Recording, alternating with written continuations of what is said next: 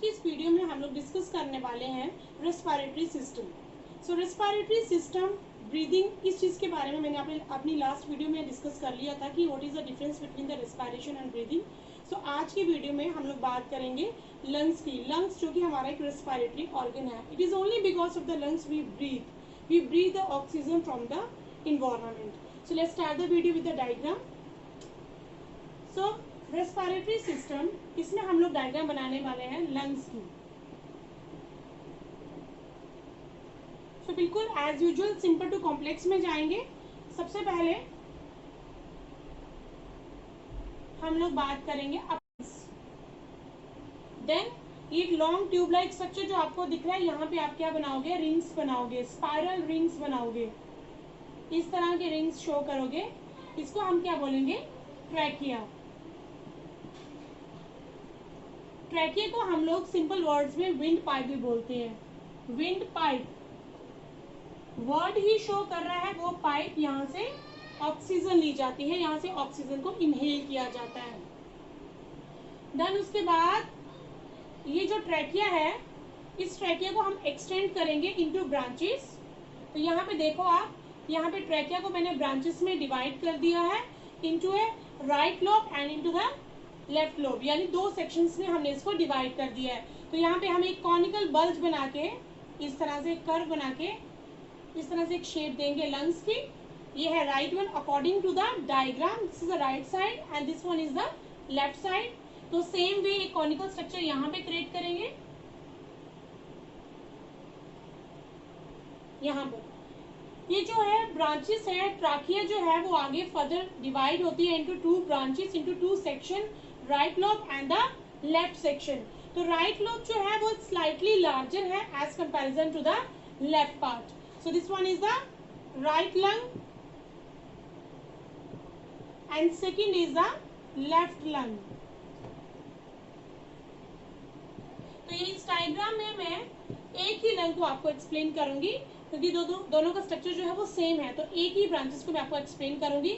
ये जो ब्रांच है ये अराइज हो रही है ट्रैकिया से, तो ये आगे फर्दर जो है स्मॉल स्मॉल ब्रांचेस में डिवाइड हो जाती है, just like a branches of a tree. ये देखिए इस तरह से जो है ये आगे डिवाइड हो रही है। आगे जो डिवाइड हो रही है वो फर्दर आगे जो है उससे भी स्मॉल ब्रांचेस में डिवीजन हो रही है इसकी। और यहाँ पे मैं एक छोटा सा स्मॉल माइक्रोस्कोपिक स्ट्रक्चर बना रही हूँ, जिसको मैं क्या बोलूंगी, एल्वियोलाई। तो ये बाद में मैं आपको एक्सप्लेन करूंगी। जैसे यहाँ पे स्ट्रक्चर है वैसा ही वहां पे स्ट्रक्चर है। तो यहाँ पे एक आउटलाइनिंग ड्रॉ कर दीजिए, जैसे मैंने पहले की लाइनिंग जो है वो ड्रॉ करी है, वैसे आप इसके ऊपर एक लाइनिंग ड्रॉ कर दीजिए।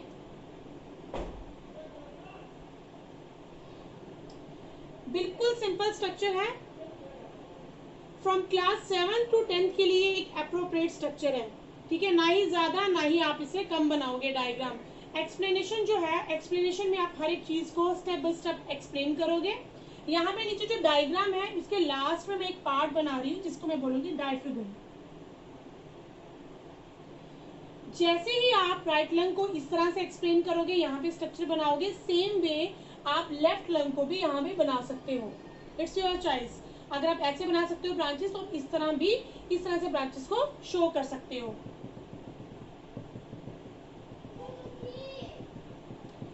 डायफ्राम। सो ये बिल्कुल सिंपल सी डायग्राम है। अच्छा, ये जो ब्रांचेस है इनको हम पहले लेबल कर लेते हैं। ये जो ब्रांचेस है इसको मैं यहाँ पे इस तरह से सेक्शन को लिख रही हूँ, bronchi, BRONCHII, bronchi.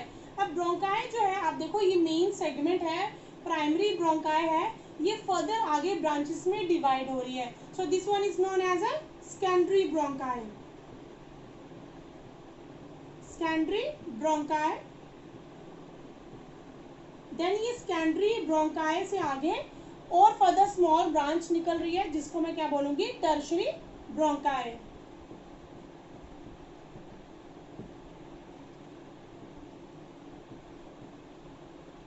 Tertiary bronchi का जो एंड है, कहाँ पे एंड होता है टर्शरी ब्रोंकाई का, हाँ भाई, एक small bunch grape like structure होता है, स्मॉल बंच ऑफ ग्रेप्स होते हैं, जिसको हम क्या बोलते हैं, alveoli. Actually this is the most important part of the lungs, alveoli, AL VELOI, alveoli लिख सकते हो, एल्वुलाई सैक्स लिख सकते हो। तो इस डायग्राम में एक सिंपल सी डिस्क्रिप्शन मैंने आपको बताऊंगी, एक सिंपल सी लेबलिंग हम लोगों ने करी हुई है। Upper one is known as a larynx trachea, जिसको हम विंड पाइप भी बोलते हैं। Then this trachea part is divide into two section, right lung and the left lung. तो यहाँ पे मैंने राइट लंग को ही एक्सप्लेन करा है। राइट लंग में primary bronchi, this one is known as primary bronchi. Primary bronchi extend होकर small branches में डिवाइड होती है। Second one is this one, first one is the primary, second one is the secondary bronchi and third is the tertiary bronchi। और नीचे एक flattened सा structure है जिसको मैंने क्या बोल दिया, diaphragm। this one is known as a diaphragm। so this is the all about the diagram। let's start the explanation। यहाँ से start नहीं करेंगे, start करेंगे कि हम लोग कहाँ से breathe करते हैं।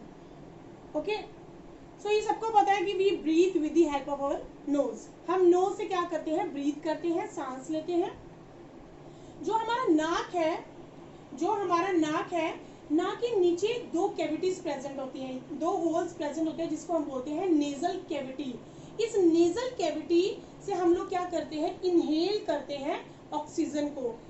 इन्वायरमेंट में एयर प्रेजेंट है और उस एयर में से हमें क्या लेनी है, ऑक्सीजन लेनी है। So with the help of this nasal cavity we inhale the air.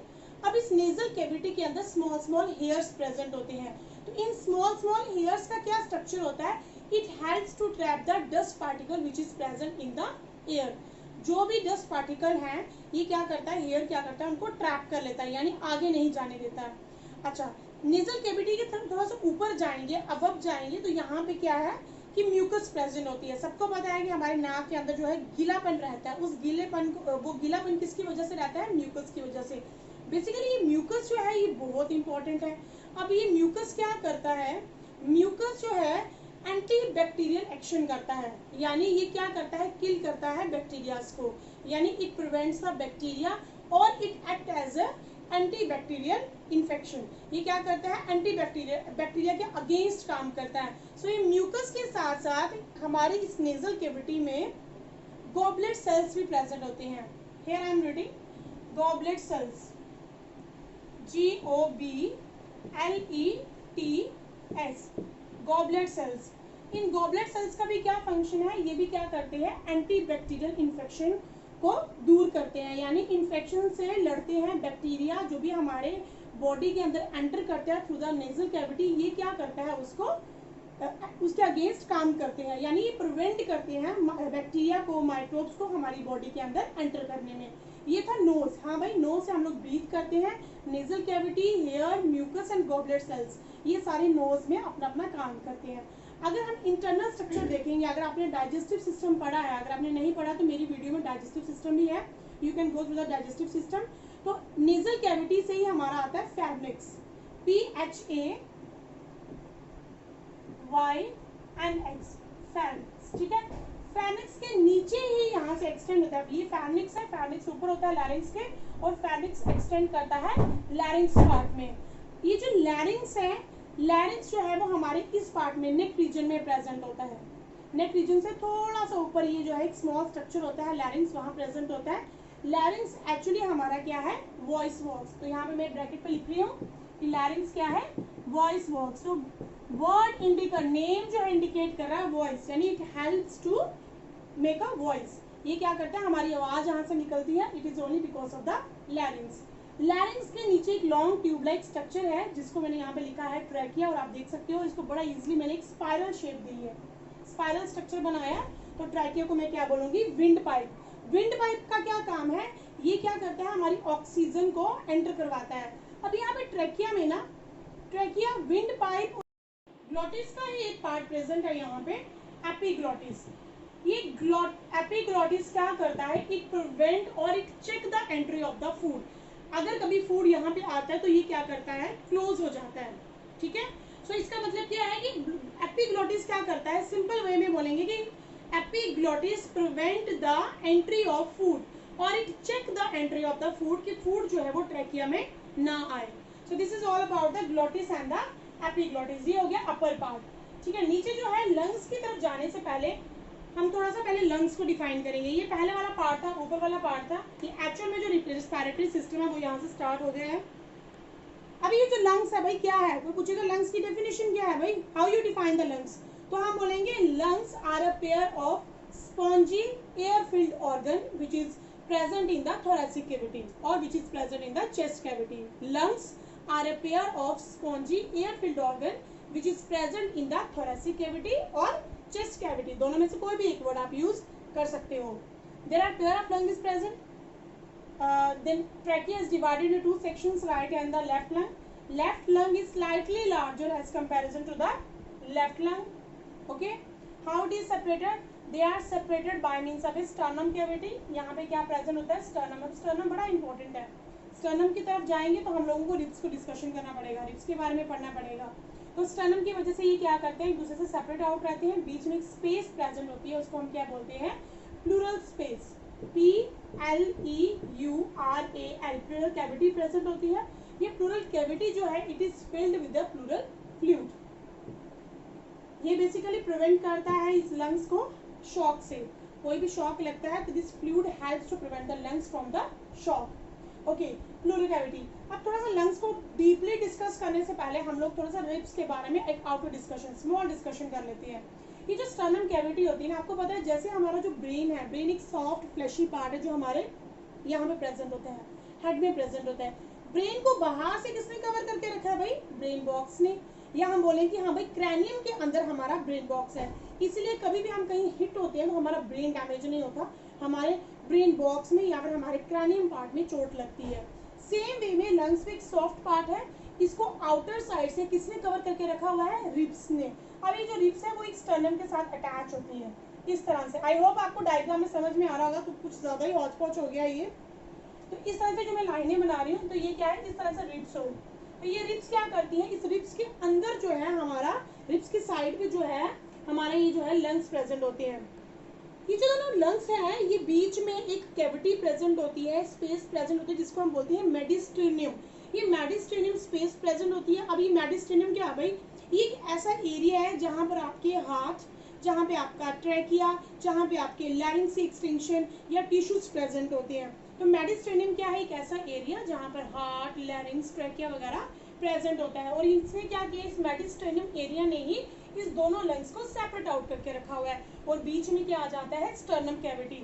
Sternum cavity से एसोसिएटेड है कौन, रिब्स. अब भाई कितनी रिब्स आर प्रेजेंट है ह्यूमन बॉडी में, there are 12 pairs of rib, यानी 24 रिब्स प्रेजेंट है. 12 पेयर्स मतलब 24 रिब्स प्रेजेंट है. अब इस 24 रिब्स में, यहाँ पे मैं लिख रही हूँ रिब्स के बारे में, 12 पेयर प्रेजेंट है. 12 पेयर्स प्रेजेंट है. 12 पेयर्स में जो फर्स्ट 7 रिब्स है उनको हम क्या बोलते हैं, ट्रू रिब्स. ठीक है. और 8th, 9th और 10th को हम क्या बोलते हैं भाई, फॉल्स रिब्स. क्या बोलते हैं, फॉल्स रिब. 12 प्रेजेंट है, फर्स्ट टू 7 को ट्रू रिब्स बोलेंगे, 8, 9, 10 को फॉल्स रिब्स बोलेंगे. अब बची 2, 11th एंड 12th, उनको हम क्या बोलेंगे, फ्लोटिंग रिब्स. क्या बोलेंगे, फ्लोटिंग रिब्स. 11th और जो 12th है उसको हम बोलेंगे फ्लोटिंग रिब्स. हाँ भाई, अब फर्स्ट 7th को हमने ट्रू क्यों बोला, इसको फॉल्स क्यों बोला, इसको फ्लोट क्यों बोला, कहाँ से नाम आए इनके. जो फर्स्ट 7 है ट्रू रिब्स, ये डायरेक्टली कंसर्न बनाती है अपना स्टर्नम के साथ, directly attach with the sternum part of the chest, इसलिए हमने इसको क्या बोला, ट्रू. फॉल्स डायरेक्टली एसोसिएटेड नहीं है. और ये जो 11th और 12th है ये क्या करती है, फ्लोट करती है ना डायफ्राम पार्ट, यानी डायफ्राम के साथ ये क्या होती है, फ्लोटिंग कंडीशन में होती है. उस वजह से हमने इसको क्या बोला है. एक्चुअल में 11th और 12th भी फॉल्स में ही आती है, लेकिन 8 से लेके 12 तक ये तो जो 2 रिब्स हैं इनको हम स्पेशली बोलते हैं फ्लोटिंग रिब्स. सो ये था रिब्स. भाई रिब्स ने क्या किया है, हमारे लंग्स को प्रोटेक्ट करके रखा हुआ है. अब बात आती है फंक्शनिंग की, कि ये हो गया स्ट्रक्चर की बात, नोज की बात करी हम लोगों ने, म्यूकस की बात करी, गॉबलेट सेल्स की बात करी, लैरिंक्स की बात करी, ट्रैकिया की बात करी, थोड़ी सी डिस्कशन हम लोगों ने रिब्स के बारे में भी करी. तो ये सारी चीजें अगर आप ये क्वेश्चन लिखोगे तो इसको आप इस तरह से फ्रेम कर सकते हो स्ट्रक्चर में. जब भी ये क्वेश्चन आता है आपको एग्जाम में, एक प्रॉपर वे होता है क्वेश्चन को अटेम्प्ट करने का. ऐसे आप चाहे फुल पैराग्राफ में जितना बड़ा क्वेश्चन लिख लो उसके मार्क्स आपको कभी नहीं मिलेंगे. एक तरीका होता है कि किस तरह से आप क्वेश्चन को फ्रेम करते हैं. अगर आपको आ जाता है एक्सप्लेन रेस्पिरेटरी सिस्टम या लंग्स के बारे में आ जाता है, according to the marks weightage, कितने मार्क्स का आपका क्वेश्चन है उसके अकॉर्डिंग आप क्वेश्चन को अटेम्प्ट करोगे। सेकेंड चीज, क्वेश्चन में क्या पूछा है, अगर उन्होंने सिर्फ पूछा है explain the structure of lung, तो आप सिर्फ ये स्ट्रक्चर बना के इसको एक्सप्लेन करोगे, तब आप फंक्शन को इंट्रोड्यूस नहीं करोगे क्वेश्चन में। अगर उन्होंने बोला है explain the structure and the function of lung, फिर किस तरह से एक्सप्लेन करोगे। कोई भी क्वेश्चन आता है, चाहे वो लंग्स का हो, रेस्पिरेटरी सिस्टम का हो, डाइजेस्टिव का हो, सबसे पहले आप ऊपर क्या करोगे, हेडिंग लिखोगे कि हाँ भाई लंग्स क्या होती हैं, ठीक है, लंग्स या फिर रेस्पिरेटरी सिस्टम क्या है। पहले आप पूरी उसकी एक डेफिनेशन लिखोगे, हाँ भाई एक अक्षर में पूरी एक लाइन एक सेंटेंस में लिखोगे कि लंग्स क्या होते हैं, रेस्पिरेटरी सिस्टम क्या होता है। देन आप क्या करोगे, डायग्राम बनाओगे। डायग्राम बनाने के बाद आप क्या करोगे, स्ट्रक्चर लिखोगे, उसकी एक्सप्लेनेशन स्टार्ट करोगे। स्ट्रक्चर लिखोगे, देन उसके फंक्शन लिखोगे। अगर पॉसिबल हो सकता है, अगर आपको लगता है कि मैं टाइम में इसको सारा कंप्लीट कर सकता हूँ, try to write the functions in points. जब आप कोई चीज़ पॉइंट्स में लिखते हो तो एग्जामिनर को भी क्या होता है, इजी हो जाता है पॉइंट्स में क्वेश्चन को चेक करना, whether to read the whole paragraph. So it is good to write the functions in points. Points में लिखोगे तो बेटर आप उसको एक्सप्लेन कर सकते हो और एग्जामिनर जो है वो आसानी से उसको रीड भी कर सकते हैं। Okay, let's move again towards the function of the lungs. Okay, अब क्या है, यहाँ पे जो हवा है वो आ गई, एयर आ गई, ठीक है। एयर ने अपने साथ क्या लाया, ऑक्सीजन को लाया। अब ट्रैकिया से क्या होता है, जब हम लोग लंग्स के बारे में पढ़ते हैं तो उससे पहले हम लोगों को हार्ट को पढ़ना ज़्यादा इंपॉर्टेंट हो जाता है, क्योंकि लंग्स की जो वर्किंग है it is associated with the function of heart. Lungs और हार्ट इकट्ठा मिलके काम करते हैं, तभी क्या होता है, एक सर्कुलेटरी पूरा सिस्टम बनता है, सर्कुलेटरी सिस्टम बनता है। तो थोड़ा सा ही पढ़ेंगे इसको, क्योंकि इसके बाद मैं हार्ट की एक्सप्लेनेशन पढ़ाऊंगी आपको, उसमें हम लोग लंग्स को भी डिस्कस करेंगे। तो यहाँ पे जब हवा जो है वो एंटर हो रही है, एयर में ऑक्सीजन प्रेजेंट है। ऑक्सीजन क्या करती है, प्राइमरी ब्रोंकाई में जाती है। प्राइमरी ब्रोंकाई में वो वापस प्राइमरी ब्रोंकाई से वो सेकेंडरी में, सेकेंडरी से वो टर्शरी में जाती है। और एंड पॉइंट कहाँ है, यहाँ पे ऑक्सीजन यहाँ पे स्टॉप हो जाती है, वो है एल्वोय सैक्स। ये जो एल्वोय सैक्स है ये क्या करती है, और एयर में से ऑक्सीजन को ले लेती है। लेने के बाद ये क्या करती है, ब्लड को प्रोवाइड कर देती है, यानी ब्लड कैपिलरीज में वो ऑक्सीजन जो है, ब्लड फिल्ड विद ऑक्सीजन जो है वो प्योर ब्लड फिल्ड ऑक्सीजन जो है वो ब्लड में चली जाती है। ब्लड के बाद आगे जाके जो टिश्यूज हैं वो क्या करते हैं, उस ब्लड में से ऑक्सीजन को सक करके पूरी बॉडी में उसको सर्कुलेट करवाते हैं। ये फंक्शन ऐसा नहीं है कि ऑक्सीजन जाएगी फिर एक चक्कर लगा के वापस से ऑक्सीजन कार्बन डाइऑक्साइड को लाएगी, नहीं, ये ऐसा प्रोसेस एक्सचेंज प्रोसेस है कि यहाँ से क्या कर रहा है, ब्लड जो है ऑक्सीजन फिल्ड ब्लड प्रोवाइड कर रहा है, और वहीं उसी हाथ से वो क्या कर रहा है, कार्बन डाइऑक्साइड जो कि बॉडी में वेस्ट मटेरियल है उसको वो ले रहा है, एल्वोय सैक्स तक पहुंचा रहा है। एल्वोय से ही उसने ऑक्सीजन लिया था और एल्वोय में ही वो कार्बन डाइऑक्साइड को पहुंचा रहा है। तो यहाँ से ऑक्सीजन एंटर करती है और वहीं से एल्वोय सैक क्या करती है, कार्बन डाइऑक्साइड को एज अ वेस्ट मटेरियल हमारी बॉडी में से एक्सपेल कर देती है, बाहर निकाल देती है, जिसको हम बोलते हैं एक्सहेलेशन प्रोसेस। इनहेलेशन क्या हुआ, जब ऑक्सीजन की एंट्री हुई हमारी बॉडी में और कार्बन डाइऑक्साइड जब बॉडी में से बाहर जाता है, रिमूव होता है, उसको हम क्या बोलते हैं, एक्सहेलेशन। तो ये एक प्रोसेस है बेसिकली, जिस रास्ते से कार्बन डाइऑक्साइड ऑक्सीजन जा रही है ब्लड के साथ मिक्स होके, उसी रास्ते से क्या हो रहा है, कार्बन डाइऑक्साइड को ब्लड जो है वो सक कर रहा है, यानी कार्बन डाइऑक्साइड वेस्ट मटेरियल है उसको वो सक कर रहा है। इसकी एसोसिएशन होती है हार्ट के साथ। एल्वोय ब्लड को ये ऑक्सीजन प्रोवाइड कर रहा है, ब्लड क्या कर रहा है, ब्लड के आगे कैपिलरीज का एक नेटवर्क होता है जो एसोसिएटेड होता है हार्ट के चैम्बर्स के साथ। हार्ट उसको प्योरीफाई करता है, पूरी बॉडी में वो ब्लड को घुमाता है, और दूसरे रास्ते से अनदर चैम्बर से वो क्या करता है, जो इम्प्योर ऑक्सीजन है यानी इम्प्योर कार्बन डाइऑक्साइड है या वेस्ट मटेरियल कार्बन डाइऑक्साइड का खींचता है और क्या करता है, ब्लड से फिर वापस एल्वोय में पहुंचाता है, और एल्वोय क्या करती है, उसको एक्सपेल आउट करती है। So this is all about the lungs. So next lecture में हम लोग हार्ट के बारे में पढ़ेंगे। जब हार्ट के बारे में डिस्कशन करेंगे, सेम डे हम लोग क्या करेंगे, थोड़ा सा लंग्स को रिपीट करेंगे ताकि आपको इजीली समझ में आ जाए। Thank you.